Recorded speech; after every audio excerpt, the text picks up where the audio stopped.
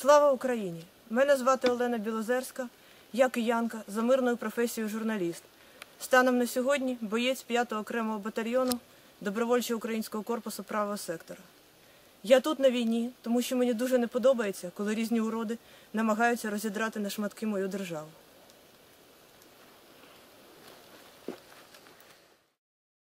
Це моя зброя. Це Маузер Кар-98. Звати Карлуша.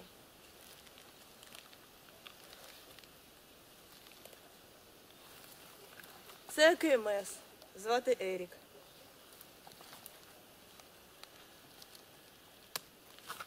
Це ПМ. Звати Саня.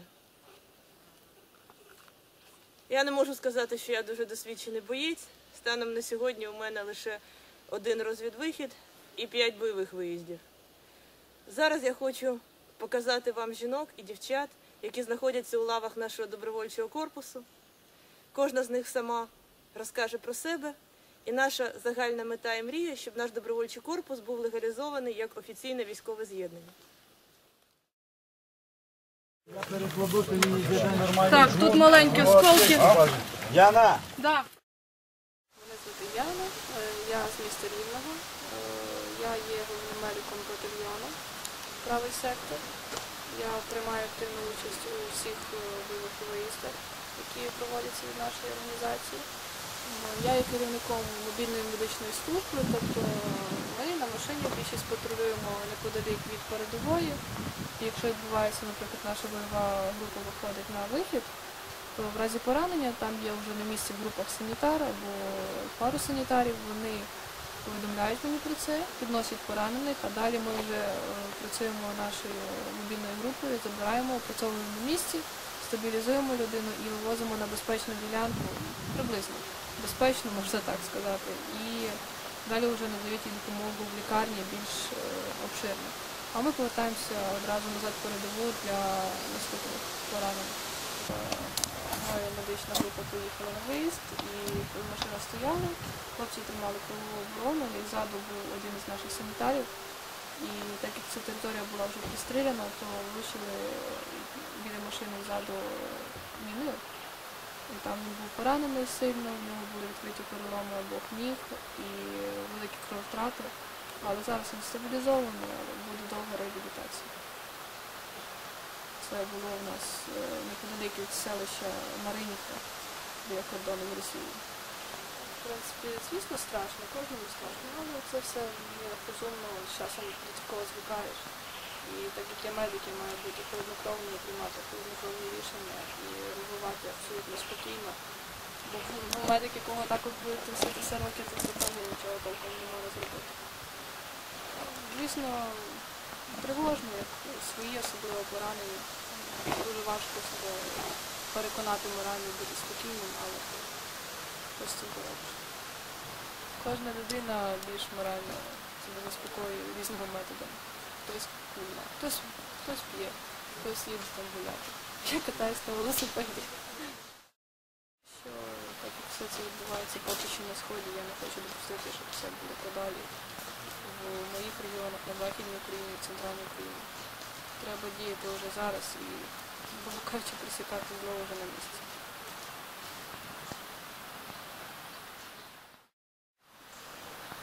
Я вважаю, що нашу організацію потрібно легалізувати для того, щоб мати мінімальну хоча б допомогу для сімей загиблих. У нас є купа поранених зараз після боїв. Тобто ми приймаємо активну участь як повноцінні військові частини і бригади по всій території Сходу.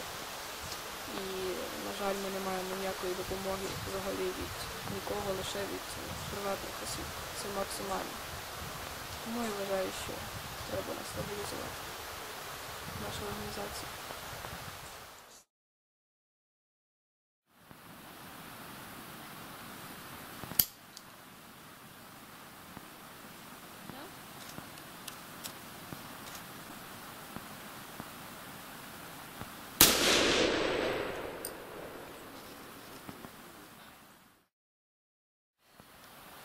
Звати мене Альтаїр.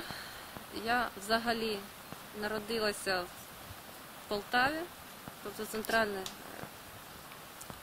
район України. Чого я тут? Мабуть, із-за дітей все ж таки. Тому що в мене їх дуже багато. Не свої. Я в цивільному житті викладач. Тому в мене дуже багато дітей, перед якими мені не може бути соромно, що я не буду тут. Тут я зараз проводжу навчання з стрільби. Колись у мене була підготовка, зараз вона знадобилася. Значит, народ, единственная проблема у всех, когда вы работаете стоя, то вы начинаете целиться вот таким вот образом. Ни в коем случае этого делать нельзя, потому что у вас центр тяжести относится назад, и вы просто тупо падаете назад. Поэтому в любом случае вы должны немножко идти вперед и тогда пристреливать. Целитесь и пристреливайте.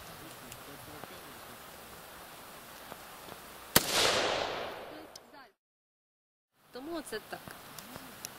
Тут в мене і чоловік, знову ж таки. Ми разом.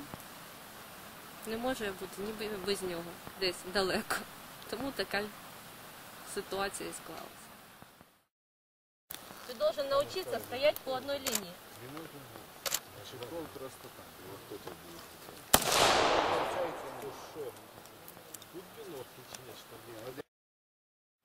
А взагалі, чому ми робимо, мабуть, цей запис? Тому що дуже прикро, що наші хлопці воюють, наші хлопці вмирають і вмирають за Україну, але ми не легалізовані і нас не вважають підрозділом.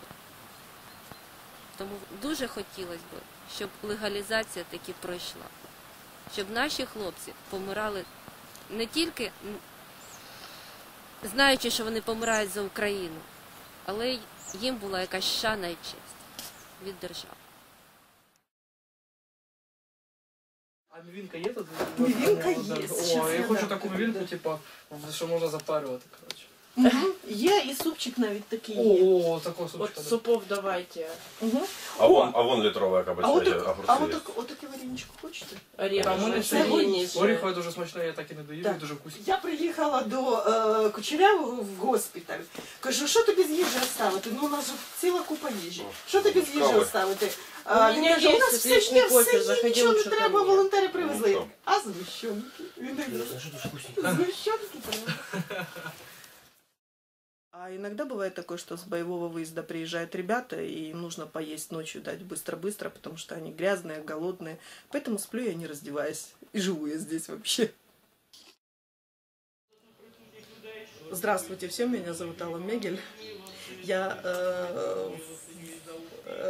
не военное время, наверное, и военное время, уже 10 лет занимаюсь журналистикой. Пишу публицистические вещи, и об информационной политике я думала, говорила и писала очень давно правого сектора. В какой-то момент я решила, что хватит разговаривать и нужно что-то делать на эту тему. Поэтому первое, что мне удалось, вот как первая удача была, это когда я попала в волонтерскую команду. То есть я перебралась поближе к фронту. Это была команда, которая возила продукты и кое-что еще для 72-й бригады. Вот, побывала в Солнцево, побывала в Амвросиевке, побывала в Розевке. И в какой-то момент так вот сложилась судьба, что мне удалось встретиться с ребятами из правого сектора, волонтерами, которые собирали помощь для правого сектора. Вот, я сразу же за это уцепилась, нашла много всего интересного для них. Вот, и за то, что я сделала, мне пообещали поездку сюда. Вот так я первый раз попала в правый сектор, на базу корпуса. Вот, я приехала рассказывать всем, как они плохо делают информационную политику. И попала на склад, где был страшный бардак. И я поняла простую вещь. Если ты что-то хочешь сделать, то не надо об этом разговаривать. Нужно просто брать и делать. Тушонку даю в банках в таких стеклі, тому що її на передову не несеш. Понятно. Вот, поэтому вот за это время мы сделали склад 1, оборудовали, склад 2 оборудовали. Вот. Потом я поняла, что если я буду работать на складе, мне некогда будет писать. Я уехала на недельку домой, чтобы собраться с мыслями. За эту неделю я написала 4 очерка под одним названием «Корпус правый сектор». Потом мне написали из газеты «Правый сектор», пригласили побеседовать. И таким образом во второй раз я попала уже на базу не как волонтер, а как корреспондент газеты «Правый сектор». Я сейчас вот что я делаю, я прошу всеми силами, чтобы меня взяли к медикам в команду, потому что не может журналист писать о фронте, не побывав на фронте. Все уже, как бы близко к концу, и все уже устали, и все это очень грустно, очень трагично. У нас нет ни оружия, у нас нет ни статуса. Мы заезжали к нашему бойцу в госпиталь. Он лежит с раной, и он не знает, как примут и воспримут то, что вот он был ранен. Он не знает, будут ли его лечить в госпитале, потому что он не военный, он переживает за это. То есть мы постоянно сталкиваемся с тем, что нашему корпусу и добровольческим батальонам обязательно нужен официальный статус. Потому что ребята придут с войны, они не знают, кем они придут. Они придут героями. Или они придут преступниками, у которых незаконное оружие, например. То есть, ситуация очень сложная и на самом деле психологически очень тяжелая для ребят, потому что, с одной стороны, они герои, и на сегодняшний день военные признают, что у них намного больше мотивация, и у них намного больше желания воевать, и у них намного больше воли к победе, чем у нашей армии. А с другой стороны, они очень обижены. Потому что кроме воли, желания и умения воевать, у них ничего нет. У них нет даже оружия. То есть они добывают оружие в бою. И я знаю, что армейские, потому что мне удалось побывать в 72-й бригаде, я знаю, что армейские ребята, они не очень рвутся в бой в большинстве своем. Я не говорю обо всех, в большинстве своем. Потому что это просто их работа. Для наших это служение. И очень обидно, что оценка разная.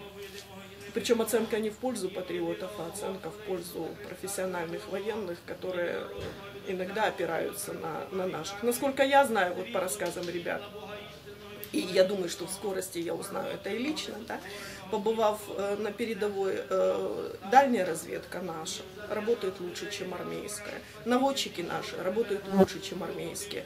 В бою бойцы мотивированы больше. Если кто-то попадает в какие-то перипетии, нужно вывести раненых, нужно вывести 200-х, просят наших ребят. А в результате получается, что они не герои, а преступники, у которых есть незаконное оружие, по нашим законам. Вот такая вот ситуация.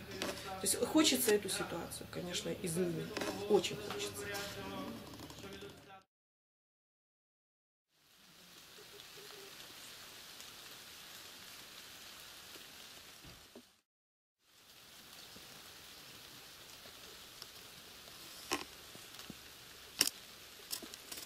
Мене звати подруга Ріка, мені 22 роки, я з міста Донецьк. У правому секторі я з 24 січня, ще з Майдана. І, в принципі, майже 8 місяців я ще не була вдома. Наразі я закріплена за штурмовою ротою як медик, хоча проходила підготовку, в принципі, стрілка. Ми всі тут після закінчення Майдану через те, що нашій країні загрожує велика небезпека.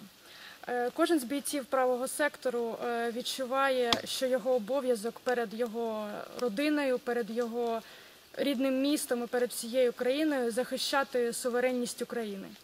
І тому бійці правого сектору заслуговують на легалізацію Українського добровольчого корпусу, тому що вони кладуть своє життя за незалежність України і проливають свою кров тут, на Сході. Я закликаю українську владу до легалізації Українського добровольчого корпусу для того, щоб по закінченню війни всі бійці правого сектору були соціально захищені і не було жодних утисків з боку правоохоронних органів.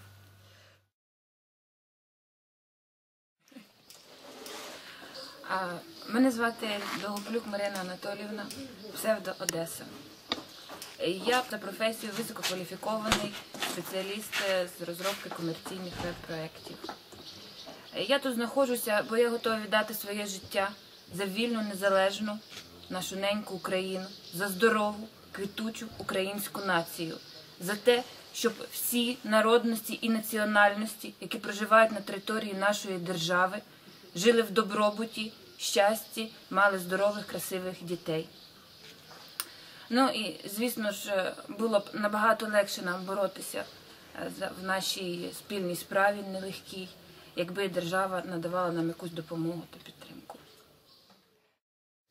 Я працювала в мобілізаційному відділі, проводила з хлопцями співбесіди.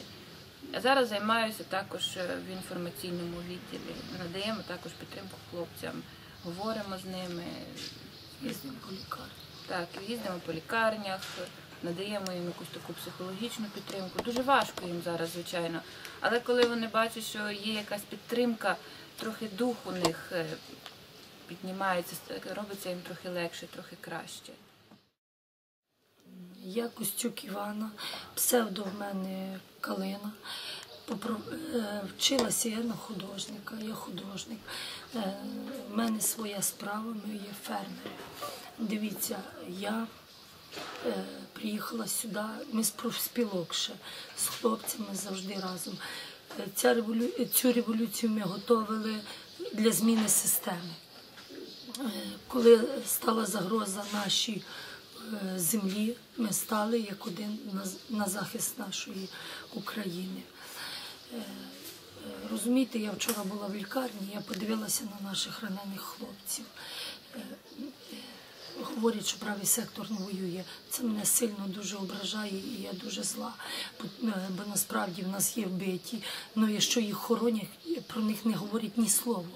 Як можна, коли людина віддає саме найцінніше, що є в людини, життя своє, за свою Україну, її ще робити, їй ще не сказати, хто вона, звідки вона. Чим ми можемо допомогти і вас просимо, іменно, щоб ви легалізували наших хлопців. Хоч якась допомога має бути для наших хлопців з правого сектору. І щоб всі знали, що правий сектор, він не сидить десь там під корчом, а він насправді воює. Слава Украине! Мой позывной Эдельвейс. Я сама из Киева. Приехала сюда к мужу, шведу. Я вот тоже участник добровольного корпуса украинского правого сектора. Я здесь в основном занимаюсь покраской, потому как не имею опыта в боевых действиях. Но я тренируюсь тактикой боя, но пока слабенько и не могу выйти в бой. Вот можете посмотреть на мое творчество. Это у нас РПГ. Правда, оно уже было в бою облезло. Также вот есть калаш. Ну и пока еще в работе у меня каска. Это малость из того, что я сделала, потому что это все, что я смогла донести. А так я еще машины крашу. Тоже довольно хорошо получается. Помимо этого, я помогаю ребятам, я ремонтирую одежду, там по складу и так далее. Ну, в принципе, по хозяйству. Помимо того, чтобы почистить оружие или охранять его, пока они на выезде. Ну, также моральная поддержка бойцов, и особенно своего мужа. Потому что, в принципе, благодаря ему я сюда и попала. Для девушек очень трудно сюда приехать. И я очень старалась приехать и через Азов сюда, но девушек не пускают они. У них своя доблестная тематика о том, что они воины, а девушки должны быть дома и за них переживать. Но я очень возмущена тем, что происходит сейчас у нас в стране. И я хочу в дальнейшем принимать активные действия в защите своего Отечества. От оккупантов и тех, кто хочет расколоть и разграбить нашу страну, как это сейчас происходит. Я бы хотела сказать пару слов по поводу того, что нужно легализировать добровольческие батальоны, потому что мы являемся именно патриотами и, в принципе, наши активные действия спасают страну. Потому что обычный мент сидит дома и потом пакует таких, как мы, хотя мы этого не заслужили. Я защищаю свою державу, своих людей, котрі тут народились, і я не вижу в этом преступления.